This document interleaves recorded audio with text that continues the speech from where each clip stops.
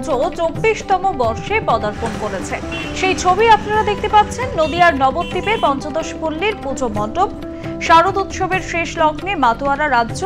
আর আমরা নজর রেখেছি বিভিন্ন পুজো মণ্ডপে, শহর থেকে জেলা বিভিন্ন পুজো মণ্ডপে মানুষের উপচে পড়া ভিড় কিন্তু আজ মহানবমীতেও। খুব সুন্দরভাবে সাজিয়ে তোলা হয়েছে নবদ্বীপের ঘোষপাড়া পঞ্চদশ পল্লী দুর্গোৎসব পুজো কমিটির এই পুজো মণ্ডপ। এবছর তাদের পুজো 24তম বর্ষে পদার্পণ করেছে।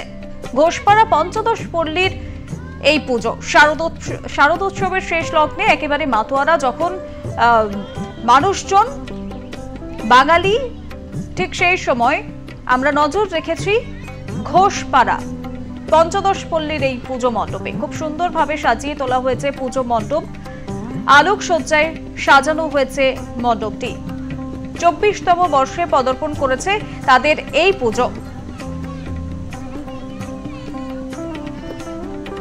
প্রতিমা মূর্তির ছবি আপনারা দেখতে পাচ্ছেন, খুব সুন্দরভাবে সাজিয়ে তোলা হয়েছে সেই পুজো মণ্ডপটি। শহর থেকে জেলা সব পুজো মণ্ডপে আমরা নজর রেখেছি, সেই ছবি আপনারা আর+ নিউজের পর্দায় দেখতে পাচ্ছেন, যেখানে লেখা বিভিন্ন থিমের পুজো যেমন আমরা দেখছি, বিভিন্ন বাড়ির পুজো কিন্তু আমরা বারোয়ারি পুজোতেও আমরা নজর রেখেছিলাম। শারদ উৎসবের একেবারে শেষ লগ্নে পৌঁছে গেছি, সেখান থেকে শহর থেকে জেলা মণ্ডপে মণ্ডপে পুজো আমরা দেখছি, নজর রেখেছি। মানুষের উপচে পড়া ভিড় সেদিকে লক্ষ্য করা যাচ্ছে। এবং আজ মহানবমীতে পুজো অর্চনা চলছে, তার পাশাপাশি মানুষের ঠাকুর দেখাও কিন্তু বন্ধ হয়নি। এখনো মানুষ কিন্তু উপচে পড়া ভিড় শুধুমাত্র রাতে নয়, দিনের বেলাতেও মানুষের উপচে পড়া ভিড় কিন্তু লক্ষ্য করা যাচ্ছে। শহর থেকে জেলা মণ্ডপে মণ্ডপে মানুষের ঢল। আজ মহানবমী, প্রাণের উৎসবে মাতোয়ারা রাজ্য। আমার সঙ্গে রয়েছেন আমাদের প্রতিনিধি সরাসরি বিশ্বজিৎ দেবনাথ। বিশ্বজিৎ, তোমাকে নবমীর শুভেচ্ছা জানাই প্রথমেই, এবং তুমি রয়েছো এই পুজো মণ্ডপে ঘোষপাড়ার পঞ্চদশ পল্লী। কি ছবি দেখতে পাচ্ছ এই মুহূর্তে? দেখো, তোমাকেও জানাই যে শুভ নবমী। আজকে কিন্তু শুভ নবমীর দিন দেখা গেছে নবদ্বীপে যেখানে আমরা রয়েছি সেখানে কিন্তু দেখা যাচ্ছে জল ও বন বেঁচে যাক পৃথিবীর জীবন। কেননা মানুষ কিন্তু সৌন্দর্য কিন্তু হারিয়ে যাচ্ছে। সেখানে কিন্তু বনের যে বন, সেখানে যে বন জঙ্গল, যেখানে যে জল পৃথিবী সেখানে কিন্তু ধ্বংসের পথে, সেখানে কিন্তু তারা তুলে ধরেছেন সেটা 24তম এখানে কিন্তু ঘোষপাড়া। সেখানে কিন্তু দেখা যাচ্ছে বিভিন্ন বন জঙ্গল, জল ও জীবন পৃথিবীর যেসব সৌন্দর্য বজায় আছে সেসব কিন্তু এখানকার যে পুজো কমিটি তারা কিন্তু এইটা কিন্তু রেখেছেন। কেননা এই যে জল জীবন ও পৃথিবীর সৌন্দর্য সেগুলো কিন্তু তারা বেছে নিয়েছেন। কেননা মানুষ যে পরিমাণে করোনার সময় যেটা দেখেছে অক্সিজেন নিতে খুব কষ্ট হয়েছে, অক্সিজেন অভাব ছিল, সেই কারণে কিন্তু তারা এই জিনিসটি বেছে নিয়েছেন। তাদের সাথে জল জীবন এই সৌন্দর্য বজায় রেখেছেন কেন, কি কারণে? আমাদের এবছরের থিম যত্নে থাক জল ও বন, বেঁচে যাবে পৃথিবীর জীবন। যেহেতু প্রাকৃতিকে এত তাপ বেড়ে যাচ্ছে, এত জলাশয় ভরাট হয়ে যাচ্ছে, মানুষের জীবন যাপন অস্বস্তিকর হয়ে যাচ্ছে, সেই জন্য আমরা মানুষকে একটা বার্তা দেওয়ার জন্য জল ও বন বেঁচে যাবে পৃথিবীর জীবন, সেই নিয়ে মানুষ যাতে গাছ লাগায়, গাছকে বাঁচিয়ে রাখে, জলাশয় ভরাট না হয়, সেজন্য আমাদের এই ভাবনা এসছে, এই জল ও বন বেঁচে যাক পৃথিবীর জীবন। দেখো, নবমীর দিন কিন্তু দেখা যাচ্ছে মানুষ কিন্তু দূর দূরান্ত থেকে সামনে কিন্তু বর্ধমান, মানে আমরা রয়েছি নদিয়ার নবদ্বীপের, সেখানে কিন্তু চৈতন্য দেবের, কিন্তু সেখানে পাশে কিন্তু এই 4টি জেলা মুর্শিদাবাদ ও সামনে বর্ধমান, নদিয়া ও বিভিন্ন জেলার থেকে কিন্তু ষষ্ঠীর থেকে শুরু হচ্ছে উচ্ছে পড়া ভিড়। আজকে নবমী, সেখানে কিন্তু মানুষ তারা কিন্তু দূর দূরান্ত থেকে জেলার থেকে বিভিন্ন রাজ্য থেকে আসতে এখানে পুজো মণ্ডপে। তাদের সাথে আমরা কথা বলবো। শুভ নবমী। দেখা গেল যে আপনাদের এই মণ্ডপে ফল মিলেছেন গত কদিন ধরে, কি বলবেন? আরো মানুষ আসুক। আমরা সবাই জানি জল এবং বন পৃথিবীতে জীবন ধারণের জন্য কতটা প্রয়োজন।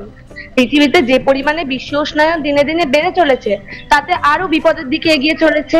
তাই সমগ্র মানুষকে আমরা এটাই বার্তা দিতে চাই, মানে আমাদের পঞ্চদশ পল্লী দুর্গোৎসব কমিটির পক্ষ থেকে এবারের প্রয়াস, যত্নে থাক জল ও বন, বেঁচে যাবে পৃথিবী জীবন। তো মানুষকে বলতে চাই তারা আরো আসুক, দর্শন করুক, আমাদের প্রতিমা দর্শন করুক, মণ্ডপ সজ্জা সাজানো হয়েছে দর্শন করুক, এটাই বলবো।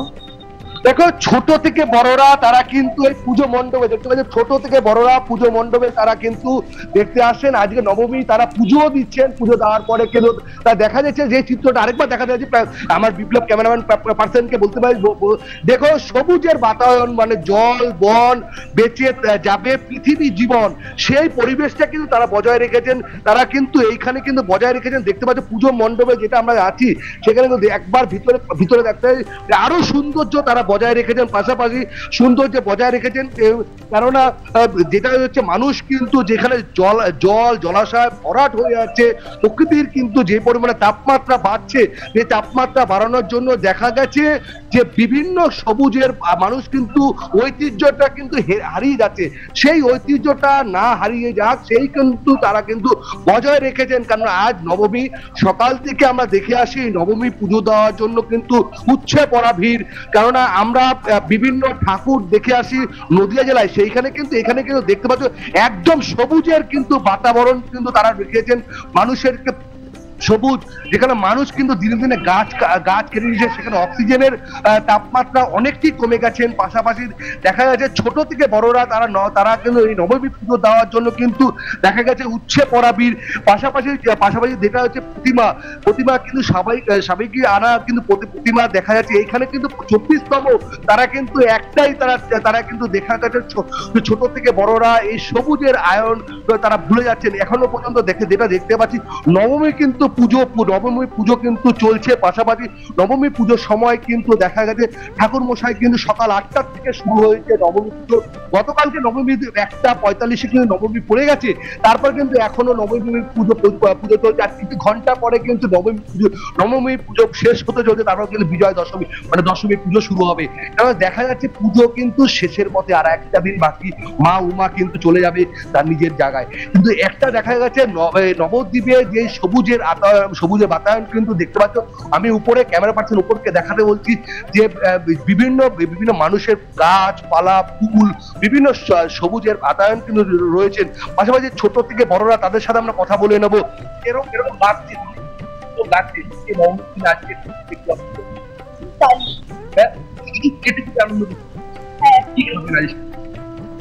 খাওয়া দাওয়া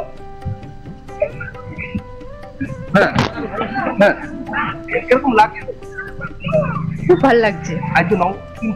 মানে আনন্দ আমি পাড়ারই মেয়ে, খুবই ভালো লাগছে আমাদের। আর কিছু ঘন্টা পরে নবমী তারপর দশমী মা উমা চলে যাবার 8টা দিন বাকি। একটু তো কষ্ট লাগছে, হ্যাঁ আসছে। এখন ছোট থেকে বড়রা তারা কিন্তু দেখতে পাচ্ছ, ছোট থেকে বড়রা তারা আনন্দ করছেন। বয়স্ক লোকরা বয়স্ক মহিলারা কিন্তু তারা আনন্দ করছে। কিরকম লাগছে আজ নবমী? ভালো লাগছে, ভালো লাগছে। পুজো দিলাম, ভালো হলো, ঠিক আছে। কিরকম লাগছে? খুব সুন্দর লাগছে। কালকে অষ্টমী পুজো দিলে কিরকম লাগছে? খুবই ভালো লাগছে আমাদের। নবমী পুজো শেষ, দশমী পড়ে যাচ্ছে, কষ্ট তো লাগবে। কষ্ট তো হচ্ছে একটু। আমার আশীর্বাদ। দেখো ছোট থেকে বড়রা তারা কিন্তু নবমী পুজো দিলেন, দেওয়ার পরে কিন্তু দেখা গেল যে চিত্র আমরা দেখতে পাচ্ছি বিভিন্ন জেলার থেকে রাজ্যের থেকে এই পুজো মণ্ডপে কিন্তু তারা ঠাকুর দেখতে আসেন। কেননা বিভিন্ন মানুষ দেখতে পাচ্ছি, আরেকবার চিত্রটা বাইরের চিত্রটা দেখাতে চাইছি। বিভিন্ন এখানে বর্ধমান পাশে কিন্তু বর্ধমান ও নদিয়া, উত্তর 24 পরগনা বিভিন্ন জেলার থেকে কিন্তু এই রাত হলে কিন্তু এখানে ঢল নামে, পুলিশের যেরকম নিরাপত্তা। সামনে কিন্তু বিষ্ণুপ্রিয়া স্টেশন, তার আগে কিন্তু নো এন্ট্রি করা হয়।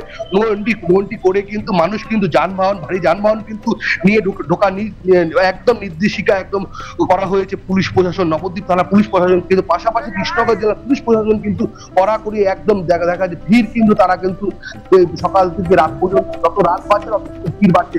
কারণ আরেকটা দেখা যায় যে সবুজের বাতাবরণ, একবার কিন্তু সবুজের বাতাবরণ কিন্তু এখনো রয়েছে। গাছ মানুষ জীবন কিন্তু ভুলে যাচ্ছে না আস্তে আস্তে। কিন্তু এই গাছের জীবন, গাছ কাটা যাবে না। সেখানে গাছ কাটতে গেলে মানুষ কতটা ক্ষতি হয় সেইখানে কিন্তু সেই জিনিসই তুলে ধরলেন। প্রকৃতির যেরকম মাছ পুকুরে যেরকম বিভিন্ন ছোট ডোবা বিভিন্ন জায়গায় কিন্তু মাছ, সেই মাছ তারা ধরে রেখেছেন। বিভিন্ন দেখা গেল সার্বিক চিত্র কিন্তু দেখা গেল যেই আমরা দেখে আসি সার্বিক চিত্রটা কিন্তু দেখে জীবনে সার্বিক চিত্রটা গাছপালা বিভিন্ন সবুজের বাতাবরণ নিয়ে কিন্তু তারা ধরে রেখেছেন।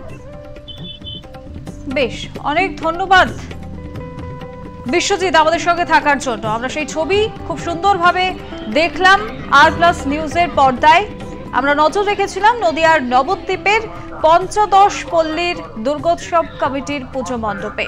আজ মহানবমীতে সেখানে পুজো অর্চনা চলছে এবং মানুষজন ঠাকুর দেখতে এখনো আসছেন।